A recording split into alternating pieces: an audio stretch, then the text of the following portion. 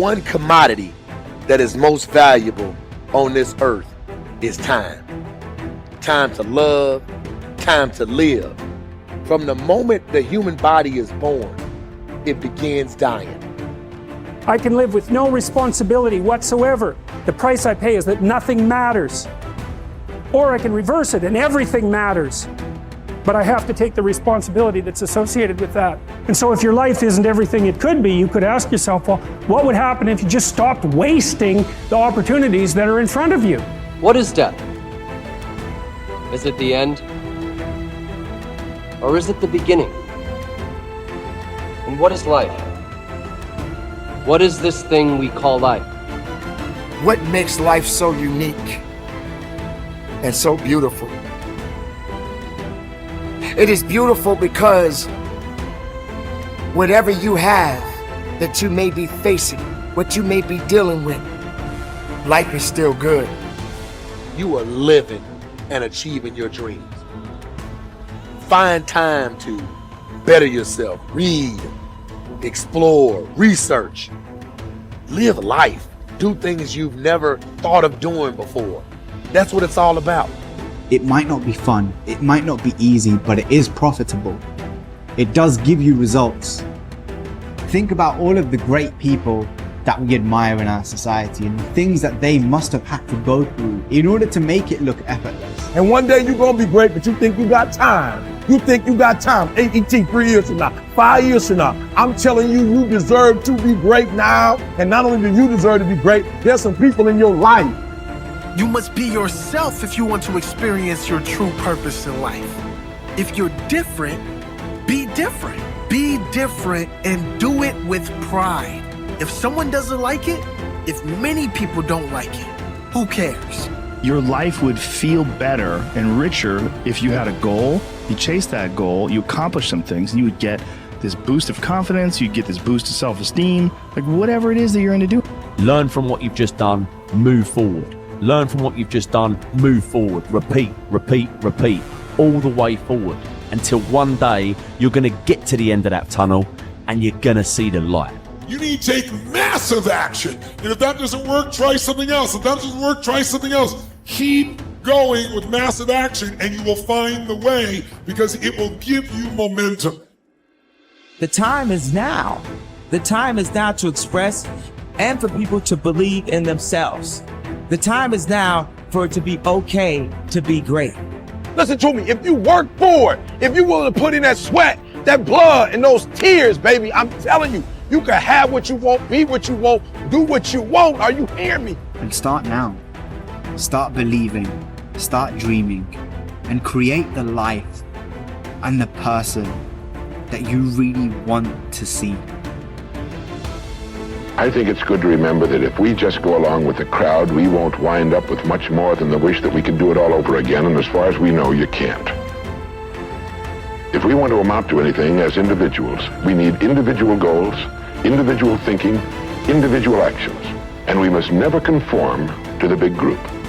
We must love them, we must help them, we must serve them, because our whole success will depend on our ability to do these things. But never lose our own individuality and our identity by permitting ourselves to become submerged in what has historically proved itself to be little more than a suffocating sea of indirection and purposelessness. If we want to emulate someone, fine, but let's be choosy in whose steps we follow. It's the only life we've got. And remember to think. Imagination is everything, and we can become what we can imagine. If you find yourself getting depressed and down at the mouth, as we all get once in a while, you might want to remember this quotation by Dean Briggs. He said, "Do your work. Not just your work and no more, but a little more for the lavishing's sake. That little more which is worth all the rest.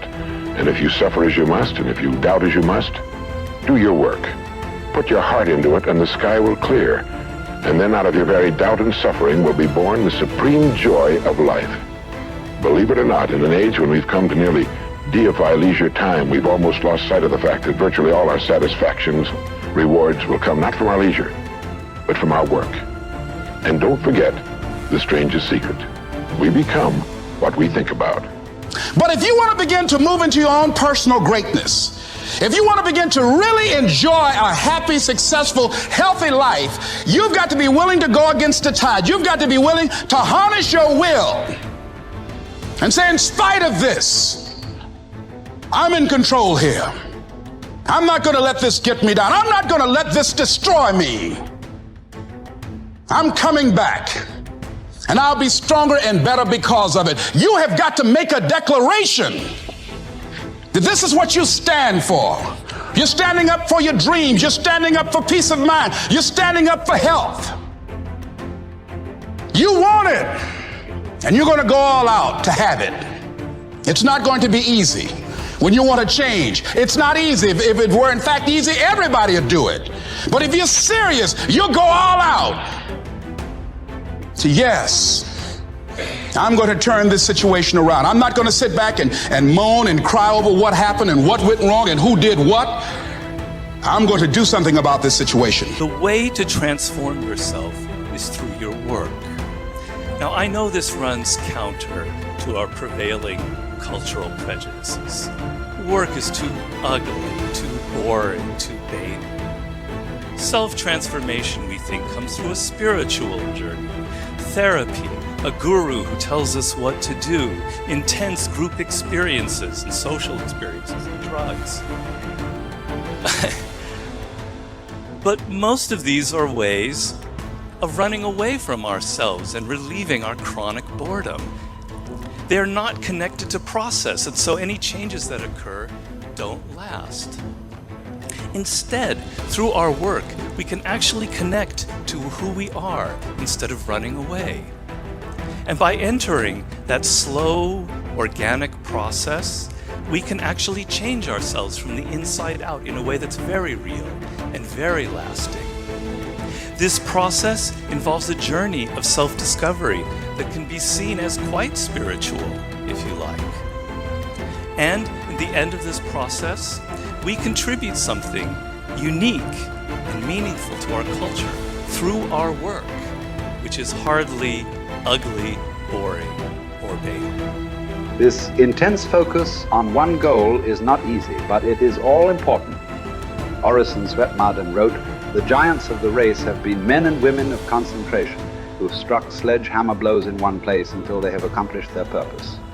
The successful men and women of today are those of one over, mastering idea, one unwavering aim, men and women of single and intense purpose." Marden also said that every great man has become great.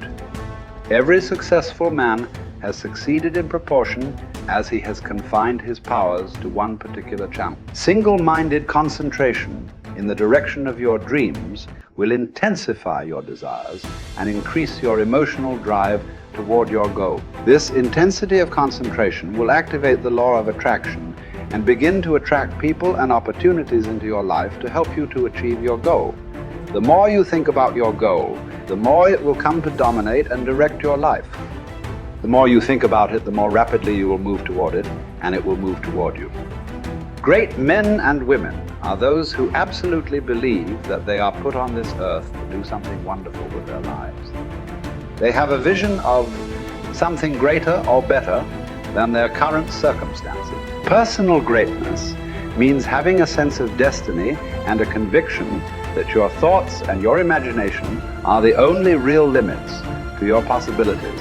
William James said, compared to what we ought to be, we are only half awake.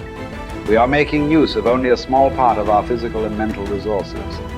Stating the thing broadly, the human individual thus lives far within his limits. He possesses powers of various sorts which he habitually fails to use. The founder of Success magazine, Orison Swett Marden, once said, "There are powers inside of you, which if you could discover and use, would make of you everything you ever dreamed or imagined you could become." In a 5-year study of leaders reported on in his book, Leaders, Warren Bennis discovered that each of them consciously avoided the comfort zone by continuously setting higher goals. They never allowed themselves to become complacent. They lived their lives fully extended, always striving to be and do more. To develop unshakable self-confidence, you need to see yourself and think of yourself as a leader, and to do what leaders do.